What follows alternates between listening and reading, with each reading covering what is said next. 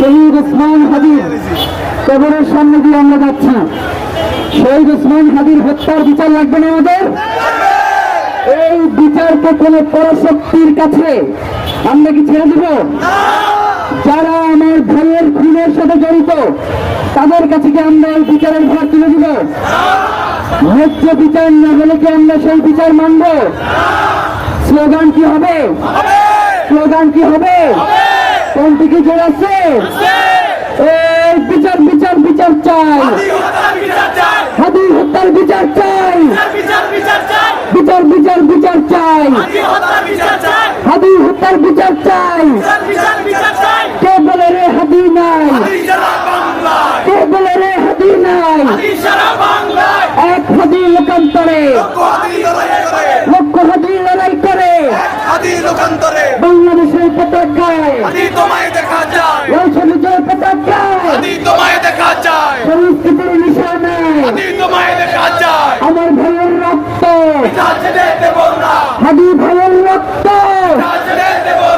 আমার ভাই কবরে, হাদি ভাই কবরে, খুনি কেন বাহিরে, হাদি ভাই কবরে, খুনি কেন বাহিরে। ফ্যাসিস্টের দালালেরা হুঁশিয়ার সাবধান, ফ্যাসিস্টের দালালেরা।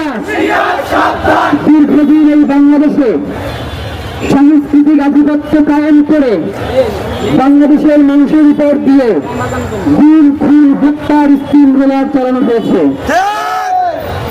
বাঙালি মুসলমানের সংস্কৃতিকে ন্যায় করে দিয়ে এলিট ক্লাসের ধার করা সংস্কৃতি বাঙালি মুসলমানের উপরে চাপিয়ে দেওয়া হয়েছে। জুলাইয়ের পরে বাংলাদেশে কোনো আধিপত্যবাদী সংস্কৃতি চলবে না। সপ্তাহের পরে বাংলাদেশে কোনো আধিপত্যবাদী সাংস্কৃতিক কর্মকাণ্ড কায়েম করতে দেওয়া হবে না। বাংলার কৃষক কোনদিন ইলিশ মাছ দিয়ে পান্তা ভাত খাইতে পারে নাই, তার জীবনে সে কোনদিন ইলিশ মাছ কিনতেই পারে নাই।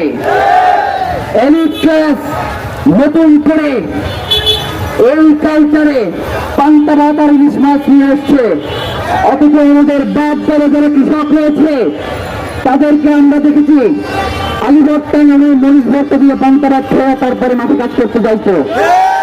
সর্বোচ্চ যদি কোনো কিছু থাকতো তাইলে একটা দিন দাদা ইলিশ মাছ বাংলাদেশের এই কৃষকের পয়লা বৈশাখের সংস্কৃতি হইল কেমনে? যে কৃষক কোনোদিন ইলিশ মাছ কিনতেই পারে না। সুতরাং নতুন বাংলাদেশে কোনো এলিটপনা সংস্কৃতি চলবে না।